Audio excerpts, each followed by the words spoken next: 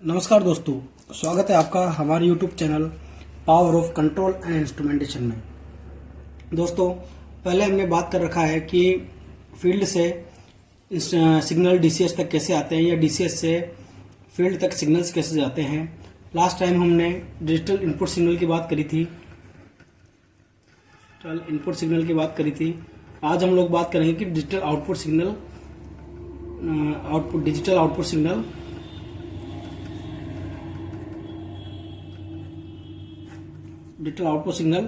Field से DCS से field तक कैसे जाता है। दोस्तों, डिजिटल जैसे कि डिजिटल है, डिजिटल मतलब हमने ऑलरेडी बता रखा है कि 0 या 1। 0 मतलब मेरा नो वोल्टेज और 1 मतलब मेरा control voltage. Okay, control voltage या 0 को मैं बोल सकता हूं लो बिट या 1 को हाई बिट। अब डिजिटल आउटपुट सिग्नल की अगर बात करें तो डिजिटल आउटपुट सिग्नल क्या होता है कि मेरा DCS आउटपुट देगा, है ना। DCS आउटपुट देगा फील्ड के लिए। अब वो आउटपुट किस फॉर्म में हो सकता है कि सपोज करिए कि मेरे को कोई SOV सोलनॉइड वाल्व ऑपरेट करना है ना। साइड पर सोलनॉइड वाल्व क्या होता है ये हम ऑलरेडी डिस्कस कर रखे हैं हमारे प्रीवियस वीडियोज में। आप देख सकते हैं कि सोलनॉइड वाल्व या SOV क्या होता है।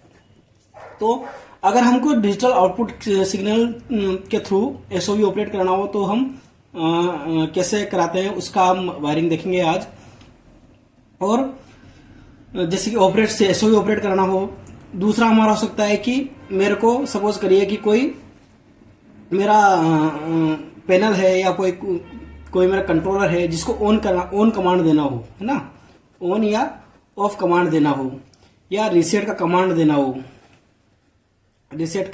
हो या फिर कोई भी मेरे को सिग्नल कोई भी फीडबैक इंस्ट्रूमेंट के देना हो या कोई भी फीडबैक मेरे को फील्ड में जो मेरा इक्विपमेंट है, फील्ड में जो मेरा पैनल है, फील्ड में जो मेरा VFD है उसको देना हो तो उसके लिए हम डिजिटल आउटपुट सिग्नल का उपयोग करते हैं।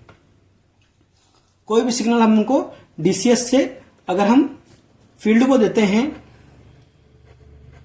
अब फील्ड में मेरा कुछ भी हो सकता है। फील्ड इंस्ट्रूमेंट हो सकते हैं, इंस्ट्रूमेंट में जैसे कि मेरा SOV हो सकता है। दूसरा मेरा कोई पैनल है, पैनल को ऑन कमांड देना है वो हो सकता है, ऑन ऑफ का कमांड देना हो। पैनल को रीसेट कमांड देना हो वो हो सकता है। या फिर पैनल को कोई सिग्नल का फीडबैक देना हो, जैसे कि सपोज करिए कि कोई प्रेशर का सिग्नल है। प्रेशर मेरा 0 से 10 बार है कोई सिग्नल जो कि फील्ड से DCS को आ रहा है। अब मेरे को मेरा ऐसा सिस्टम है जिसको फीडबैक देना हो कि भैया 5 बार अगर प्रेशर होए तो इस सिस्टम को मेरे को बताना हो, इन्फॉर्म करना हो। तो उसके लिए भी जैसे ही 5 बार यहाँ पर प्रेशर आएगा तो मेरा DCS क्या करेगा, DCS एक DO सिग्नल जनरेट करेगा और इसको दे देगा। तो इस तरह से कोई भी अगर सिग्नल देना हो तो उसके लिए हम डिजिटल आउटपुट सिग्नल का यूज करते हैं। अब डिजिटल आउटपुट सिग्नल का यूज करते हैं, वो करते कैसे, उसकी वायरिंग कैसे होती है, तो चलिए दोस्तों देखते हैं। सबसे पहले हमने बात किया था कि हमारा कंट्रोलर होता है। उसके बाद मेरे IO मॉड्यूल्स होते हैं। IO मॉड्यूल्स में मेरे क्या क्या हो सकते हैं, DI module, DO module, AI module, AO module या फिर और भी कुछ मॉड्यूल्स होते हैं जैसे RTD मॉड्यूल। ठीक है, उसके बाद मेरा रहता है ये फील्ड JB में जाता है, फील्ड JB में, और फिर ये जाता है मेरा इंस्ट्रूमेंट को। ये हमारा फ्लो रहता है सिग्नल फ्लो का। ठीक है, इस तरह से मेरे फील्ड सिग्नल फील्ड को जो हमारा सिग्नल फ्लो रहता है वो इस तरह से रहता है। अभी हम बात करते हैं कि सपोज करिए कंट्रोलर है ना। कंट्रोलर में मैंने ऑलरेडी बताया था कि कंट्रोलर जो कम्युनिकेट करता है वो स्काडा से करता है। स्काडा जिसे हम ग्राफिक्स जो रिप्रेजेंटेशन होता है, जो हमारी DCS की जो स्क्रीन होती है उसको हम स्काडा बोलते हैं। तो स्काडा में मैंने कोई कमांड दिया, मेरे को कोई कमांड देना हो तो वो पहले कंट्रोलर को जाता है और कंट्रोलर फिर क्या करता है, उसको पर्टिकुलर इंस्ट्रूमेंट तक वो सप्लाई करता है या प्रोवाइड करता है। अब बात होती है कि ये जाता कैसे है। तो इसके लिए हम यूज करते हैं डीओ मॉड्यूल्स। ठीक है, डीओ मॉड्यूल्स। अब यहाँ पर डीओ मॉड्यूल्स, ये डीओ मॉड्यूल्स, ये हमारा कंट्रोलर से आईओ मॉड्यूल्स या फिर आईओ मॉड्यूल्स होते हैं, ये हमारा प्रोफिबस पे कम्युनिकेट करता है। उसके बाद फिर ये मेरा हार्ड वायर पे होता है। हार्ड वायर मतलब कि कोर केबल्स, हार्ड वायर या फिर कोर केबल्स, कोर केबल्स, ठीक है। अब अगर मेरा डीओ मॉड्यूल है तो सपोज करो मेरा डीओ मॉड्यूल कितने 8 चैनल का है, 5 6 7 8, ये 8 चैनल का भी हो सकता है या 16 चैनल का भी हो सकता है, as per the application, as per the requirement, as per the signal quantities हम मॉड्यूल्स का सिलेक्शन करते हैं। तो सपोज करिए मेरे कोई चैनल है, जो कोई मॉड्यूल है जो कि 8 चैनल का है, ठीक है। अब ये कुछ मेरा मॉड्यूल है। अब क्या होगा, मैंने ऑलरेडी बताया था कि आपको डीआई सिग्नल्स में भी हर एक चैनल का जो एड्रेस होता है वो कंट्रोलर के पास में सेव रहता है। कंट्रोलर के पास में हम प्रोग्रामिंग करते हैं कि पर्टिकुलर एड्रेस पर हमको क्या सिग्नल लेना है, ठीक है। जैसे कि इस मॉड्यूल का चैनल 1 है तो इस पे ये चैनल 2 है, ये चैनल 3 है। इन सब चैनल, ये सब चैनल्स कंट्रोलर में ऑलरेडी प्रोग्राम किए रहते हैं, ऑलरेडी असाइन किए होते हैं कि चैनल 1 मेरा SOV 1 के लिए है, चैनल 2 मेरा मोटर 1 का ऑन कमांड है, चैनल 3 मेरा मोटर 2 का ऑन कमांड है, चैनल 4 हो गया मेरा SOV 2 हो गया। तो इस तरह से ऑलरेडी कंट्रोलर पे ये सब चीजें असाइन रहती है प्रोग्रामिंग के थ्रू। अब सपोज करिए मेरे को चैनल 1 पे एक SOV है, तो SOV को ऑपरेट कराना है, SOV को कमांड देना है। तो वो कैसे देते हैं, आइए बढ़ते हैं आगे।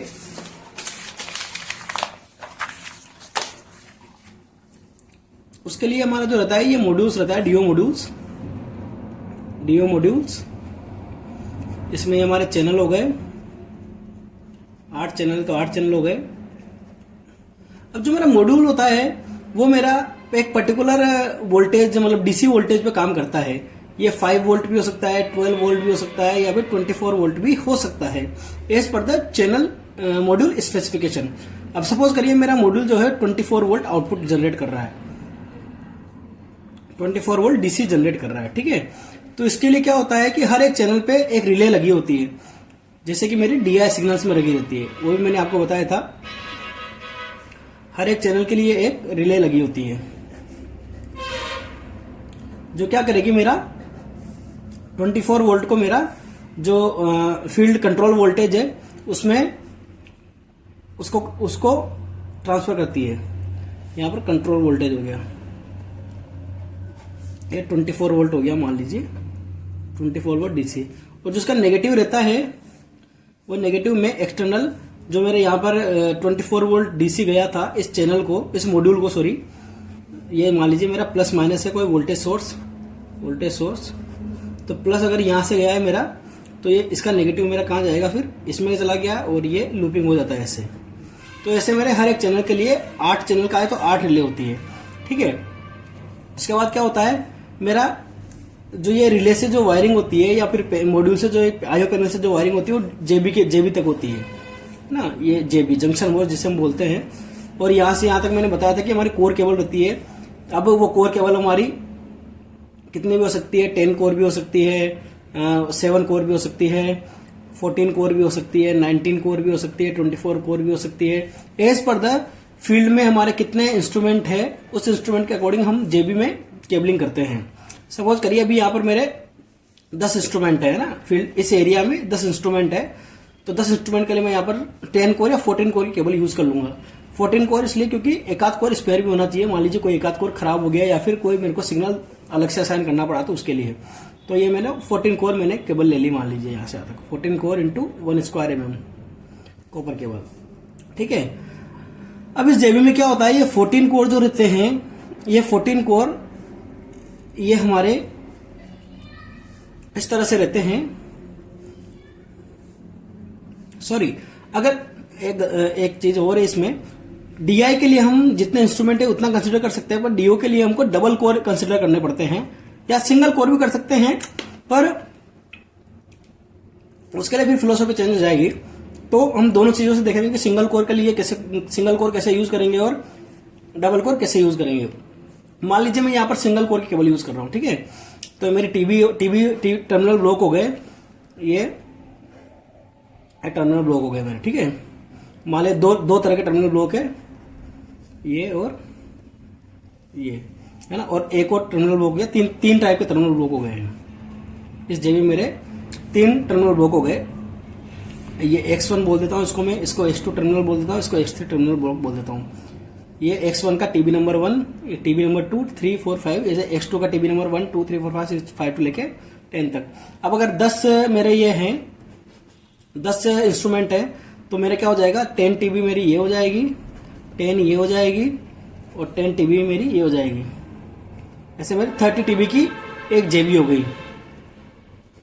जनरली अगर फील्ड में जेबी लगा रहे हैं तो, और फील्ड में हमारे जो सिग्नल्स होते हैं वो एसओवी के लिए अगर यूज हो रहे हैं तो उसको हम एसओवी जेबी बोल देते हैं, एसओवी जेबी, ठीक है। तो 30 टीबी की हमारी ये एसओवी जेबी हो गई।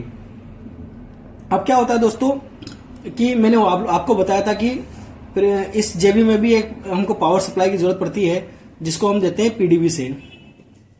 और ये पीडीबी हम कहां से चार्ज करते हैं, ये पीडीबी हमारे जो चार्ज होएगा, वीएस सोर्स क्या रहेगा, यह सोर्स वही होगा जिस सोर्स से मैंने आईओ पैनल मेरा चार्ज किया था। दोनों का सोर्स सेम होना चाहिए। ये क्यों होना चाहिए वो मैंने आपको प्रीवियस वीडियो में बताया है। ये पीडीबी से मेरा यहाँ पर एक केबल है जो कि मेरा क्या हुआ, एक मान लीजिए X1 टीवी पे चली गई, और एक केबल मेरी चली गई X2 टीवी पे, ठीक है। ये फेज हो गया, ये न्यूट्रल हो गया, ठीक है। ये मेरी फेज टीवी हो गई, और ये मेरी न्यूट्रल टीवी हो गई, और ये मेरी रिटर्न, ये कमांड टीवी हो गई, कमांड। इस टीवी पे मान लीजिए मेरी जो 14 कोर केबल है, वो 14 कोर की केबल इस पे लगी हुई है ना। 4 कोर स्पेयर जाएंगे तो 4 कोर स्पेयर करके मैं छोड़ दूंगा, स्पेयर करके उन पे मार्किंग करके छोड़ दूंगा, और 14 कोर मेरे यहाँ पर 10 कोर यहाँ पर इस टीवी पे लग जाएंगे। ये मेरी कहाँ से आएगी, ये आईओ से जो आ रही है वो केबल मेरी इस वाली टीवी पे आ गई, 14 कोर की, ठीक है। अब आगे बढ़ते हैं। पीडीबी से मेरा 220 वोल्टेज मैंने सप्लाई लिया, और वो मैंने 2 टीवी पे डिस्ट्रीब्यूशन कर दिया। अब देखिए अब क्या होगा, ये मेरी जेबी है ना, जिसमें मेरा 1, 2 और 3, X1, X2 और X3 3 टर्मिनल ब्लॉक है, X1, X2 और X3। अब मेरा ये एक एसओवी है, SOV1 है, SV1, ये मान लीजिए SOV2 है, SOV2। तो क्या होता है दोस्तों, एसओवी में, एसओवी अगर आप देखोगे तो इस एसओवी को अपन फेज और न्यूट्रल देते हैं, मतलब इसकी कोयल की रेटिंग के हिसाब से। अगर कोयल की रेटिंग 220 की है तो उसमें अपन 220 वोल्ट एसी देंगे, फेज न्यूट्रल। और अगर एसओवी की कोयल मेरी 24 वोल्ट डीसी की है तो फिर 24 वोल्ट डीसी से चार्ज करेंगे। ऐसे अगर 110 है तो 110 से चार्ज करेंगे। अभी अपन 220 वोल्ट एसी की बात करते हैं। तो क्या हुआ था अपना, यहाँ पर मेरा फेज एक आ गया था पीडीबी से, यहाँ पे मेरा न्यूट्रल आ गया था पीडीबी से, और ये मेरा आईओ से आ रहा था, है ना, ये आईओ की केबल थी।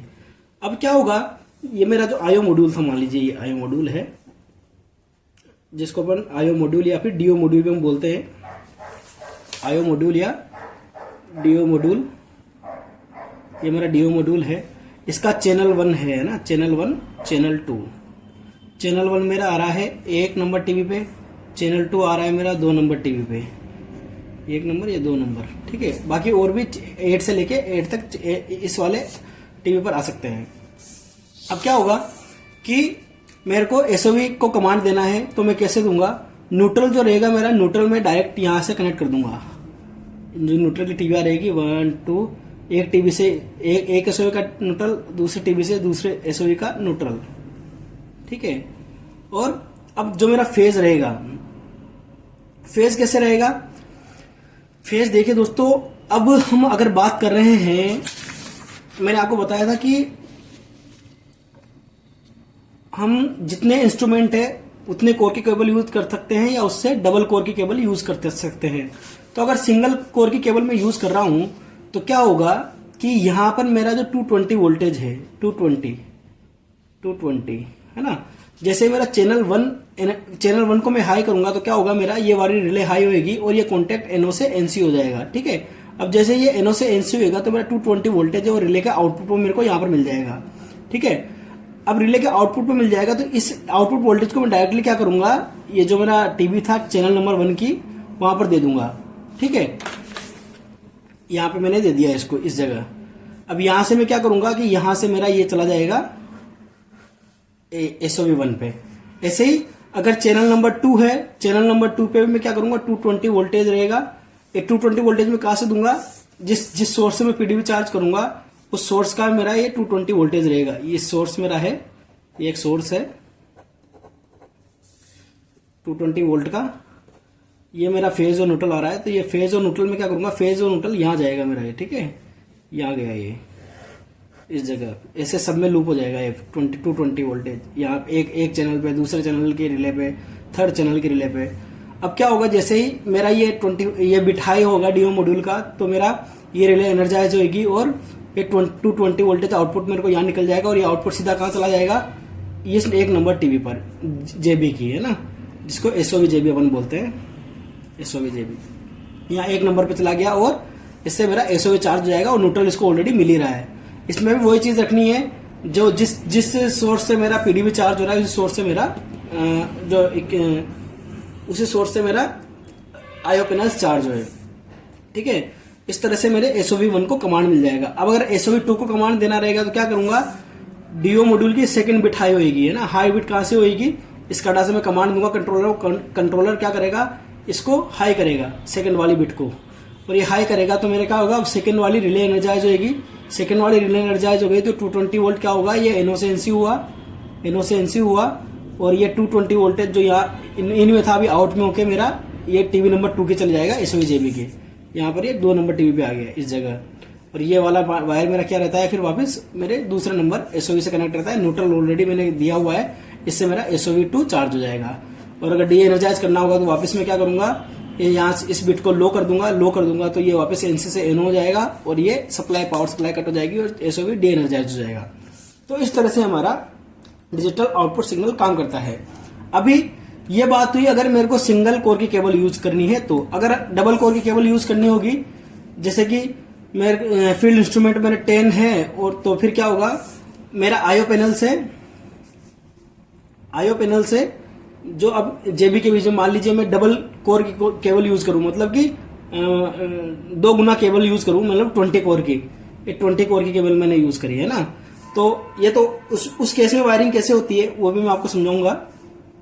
उस केस में वायरिंग ऐसे होती है दोस्तों, उस केस में देखिए ये मेरा चैनल 1 की एक रिले है ना, ये चैनल 1 की एक रिले हो गई, ये चैनल 1 की एक रिले हो गई, ये 220 वोल्टेज है और ये आउटपुट है ना। ये मेरा एसओवी जेबी है, एसओवी जेबी, ठीक है। इसके 1 नंबर 2 नंबर और 3 नंबर, 3 टाइप के टर्मिनल बॉक्स है, एक ब्लॉक्स है, X1 X2 और X3। पीडीबी से मेरा ये चार्ज हो रखा है ना।